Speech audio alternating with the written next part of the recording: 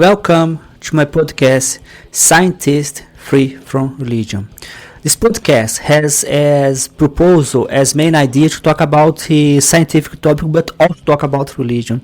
Different from the common assumption in which science and religion should be separated, here on this podcast we recognize formally that science and religion are not disconnected.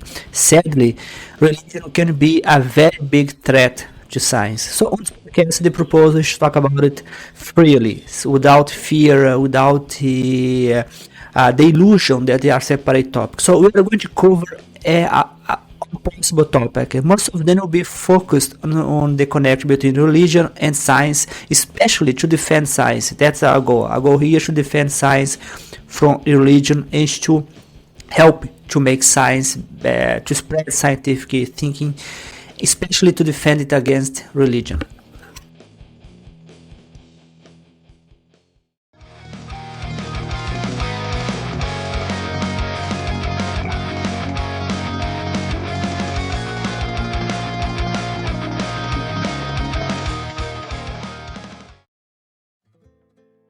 Religious belief dovetail with the moral landscape? Your ethical worldview is about minimizing suffering, maximizing well-being. There are a great deal of studies that show just empirically that religious communities and religious believers tend to do better on a lot of metrics. So one study recently that religious people coped better with the COVID pandemic, for example, and on metrics of feelings of worth and fulfillment and this kind of stuff, religious communities tend to perform better. If that's the case, and if you believe in an objective set of ethics which should value people's well-being, you wrote a book called The End of Faith, which attempted to dispel people of their religious beliefs. Should you not be pulling that from the shelves?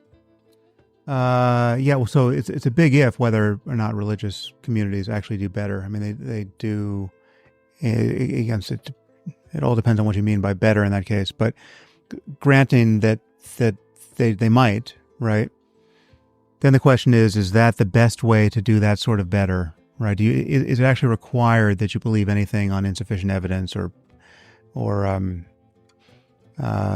live by one divisive dogma or another? Is that the only way to get to that high spot on the moral landscape, right? And I think it's pretty clear that wouldn't be the case. I mean, I think it's just having a flexible conversation about reality that is responsive to changing argument and changing evidence and being intellectually honest and not being ruled by the confirmation biases of your Iron Age ancestors. I mean, all of this tends to be so good on so many questions of importance that I think just, having a more sophisticated, modern, and honest conversation about reality, even spiritual reality, and ethics, is going to be better in the long run. I mean, that's how I would place my bet. But it's totally possible that there are circumstances where being religious is an advantage, or still an advantage, when it would one day might not be an advantage, right? I mean, it clearly evolved for some kind of beneficial reason. It wouldn't have cropped up in the mimetic landscape if it didn't serve some purpose. And maybe it's not serving that anymore, but I'm not sure it must do something, right? I'm not sure about the evolutionary story here. I mean, the reasons to be skeptical of the whole notion of group selection, and even leaving that aside, you could say anything you say about religion, you could say about a belief in witchcraft, right? It's cultural universal. It's been around for as long as anyone can, imagine.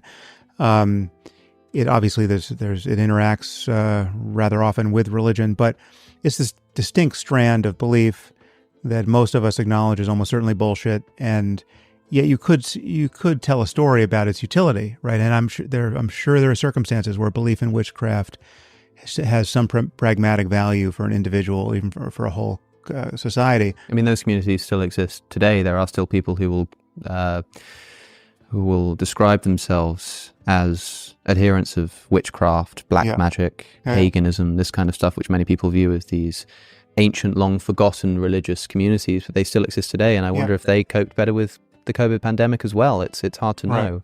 But suppose that, we could establish this. Sam Harris is right. There are several studies, as pointed out by Alex O'Connor, but they are inconclusive and based on several report. As we're going to discuss, we cannot ignore it. We cannot ignore that self-report in religious research is imperative. Welcome to the Deep Dive, your shortcut to being truly well-informed.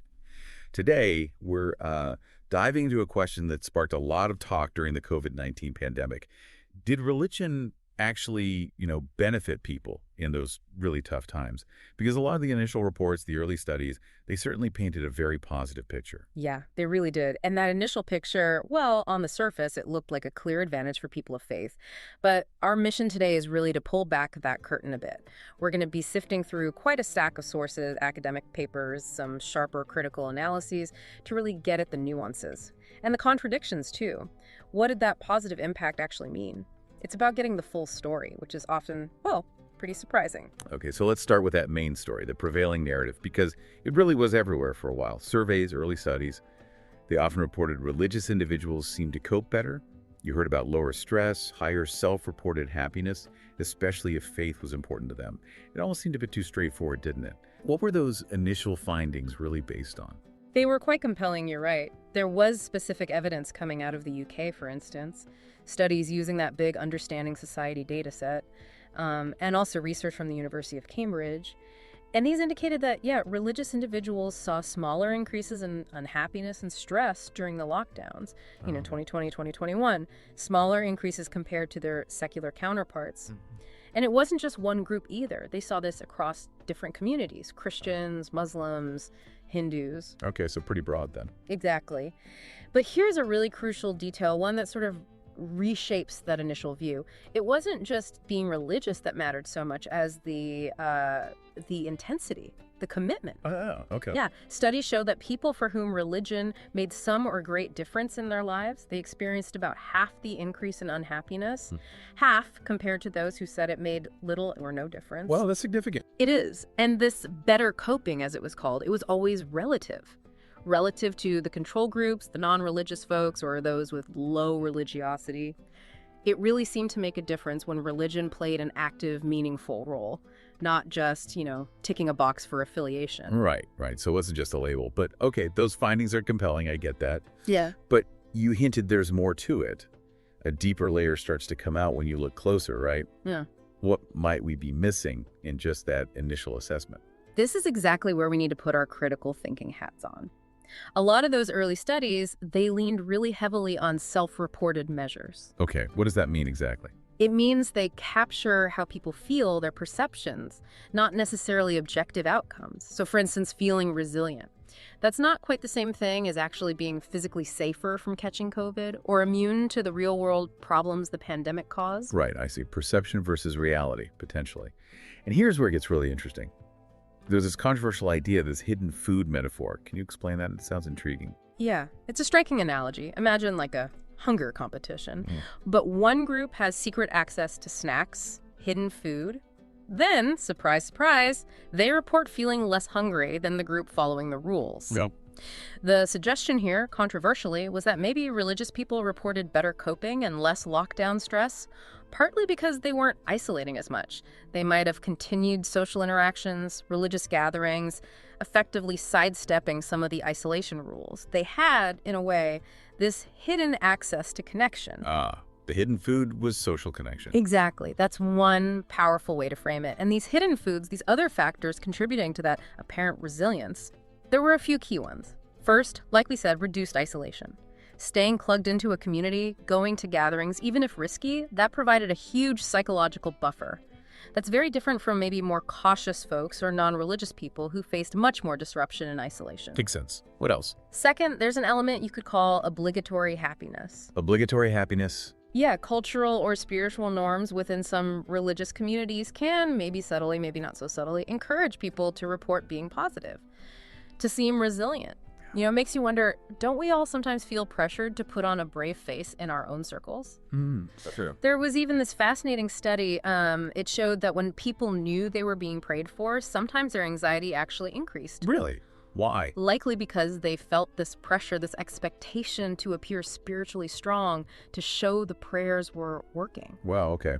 That's counterintuitive. Isn't it? And then finally, and this is maybe the most critical part, behavioral risk. The very act of, say, ignoring lockdown guidance to attend gatherings, even for comfort or faith reasons, that directly increased their exposure to COVID-19. It simply raised the physical risk for those individuals and potentially their communities. So, okay, we're looking at this really complex picture now, this paradox. Faith might have genuinely offered comfort, meaning, purpose. Absolutely. For many people, it clearly did. But the reported advantage in well-being, that feeling better, it might have come at this hidden cost. Increased physical risk. That's quite a trade-off. It's a very complex trade-off. And if you connect this back to the wider academic research, it gets even murkier. These studies on religion and resilience during the pandemic, they're not all saying the same thing. Sometimes they even contradict each other. Yeah, which suggests maybe some findings were just picking up on statistical noise, random variations in the data, or maybe they were missing some really important variables. And this also brings up something called negative religious coping. Negative religious coping. What's that? It's things like feeling abandoned or punished by God, feeling spiritual discontent, anger towards God. Okay, I see. And here's a really surprising twist. While positive coping, like finding strength in faith, did offer some buffer, another study found that negative religious coping, it was actually more strongly linked to increased COVID-19 anxiety than positive coping was linked to reducing it. Wow. So feeling let down by your faith could be even more detrimental than feeling supported was beneficial. That's what some research suggests, yeah. It highlights the potential downsides. And it's also really important to remember, right, that any benefits people saw weren't necessarily universal. It wasn't the same for everyone. Exactly. Not uniformly universal at all. There was a big meta-analysis that's basically a study of studies combining results to get a bigger picture. Right. It found that, yes, positive religious coping was generally linked to lower psychological symptoms, but that length varied quite a bit across different groups. The benefits weren't as consistently seen, for example, among younger people or among women in some studies. So demographics matter too. It's not a one-size-fits-all effect. Definitely not. And then there's another layer. Things like education, introspection, and how people report happiness. Populations with higher education levels often tend to be, more critically self-aware, they analyze things more, and paradoxically, that can sometimes lead to lower reported happiness because they might be more tuned in to their own internal struggles or societal problems. Interesting. Religious individuals, on the other hand, often benefit from what psychologists call a cognitive framing. It's like a unique way of thinking, a lens. Yeah. That helps them interpret adversity, like a global pandemic, as potentially meaningful or at least manageable, rather than just purely chaotic or random. Sort of finding purpose in hardship. Something like that, yeah. Yeah. And introspection, thinking deeply about things, which is sometimes encouraged by practices like prayer or meditation, that can help with coping. But again, the effects aren't uniform. And it doesn't come without potential psychological costs for some people. It's complex. Okay, so given all these nuances, all these complexities, the self-reporting issues, the behavioral risks, the contradictions, how should we really frame our understanding of religion's role during the pandemic, looking back? I think the deeper takeaway is this. Religion undoubtedly provided real emotional support, a sense of community, a sense of purpose for many, many people. That seems clear.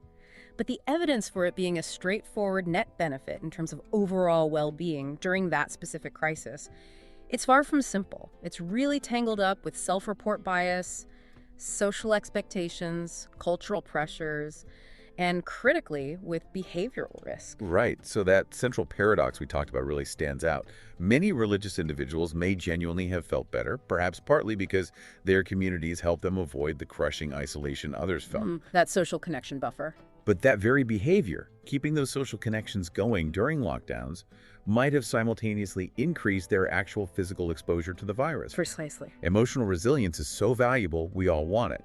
But it can be, maybe a bit deceptive if it comes at an unacknowledged cost of hidden physical risks. Exactly, and that's why it's just crucial for all of us when we look at findings like these to approach them with a really critical, nuanced perspective.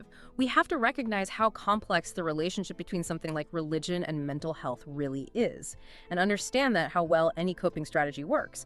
It truly depends on a whole host of factors. It's never just one simple answer. Thank you for joining us on this deep dive. We really hope it encourages you, our listener, to always think critically, to look beyond the headlines and seemingly straightforward findings. And it leaves us with an important question, something for you to maybe mull over. How do our very natural, very human tendencies, seeking comfort, seeking connection, how do they sometimes, maybe inadvertently, lead us towards unseen risks? Not just in big health crises, but maybe even in our everyday decisions.